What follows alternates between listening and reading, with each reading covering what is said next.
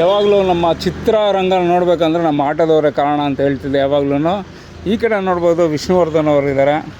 ದೇವರು ಹಾಕೊಳ್ಳೋದು ಸಹಜವಾಗಿ ಇದ್ದೇ ಇರುತ್ತೆ, ಅದು ಹಿಂದೂ ಆಗಲಿ ಮುಸ್ಲಿಮ್ ಆಗಲಿ ಕ್ರಿಶ್ಚಿಯನ್ ಆಗಲಿ ಇದ್ದೇ ಇರುತ್ತೆ. ಬಟ್ ಇದು ನಮ್ಮ ಚಿತ್ರರಂಗ, ಕನ್ನಡ ಚಿತ್ರರಂಗ ಬಿಟ್ಟು ತಮಿಳ್ ಚಿತ್ರರಂಗದ ವಿಜಯ್ ಅವ್ರನ್ನ ಹಾಕ್ಕೊಂಡಿದ್ದಾರೆ. ಪ್ಲಸ್ ಹಿಂದ್ಗಡೆ ಕರ್ನಾಟಕ ಬಾವುಟ ಹಾಕಿದ್ದಾರೆ, ಸೂಪರು.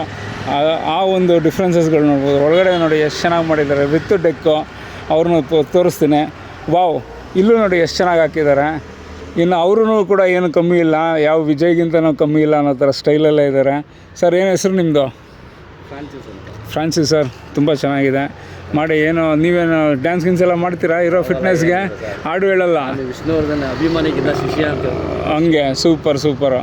ಸುಮಾರು ಜನ ಇದ್ದಿದ್ದಾರೆ ಈ ಥರ ಎಲ್ಲ ನಿಮ್ಮ ಆಟೋದಲ್ಲೇ ನಾವು ನೋಡೋದು. ಚಿತ್ರರಂಗನ ಒಂದು ದೊಡ್ಡ ಮಟ್ಟದಲ್ಲಿ ತೋರಿಸೋರು ಅಂದರೆ ಆಟೋದವರೇ.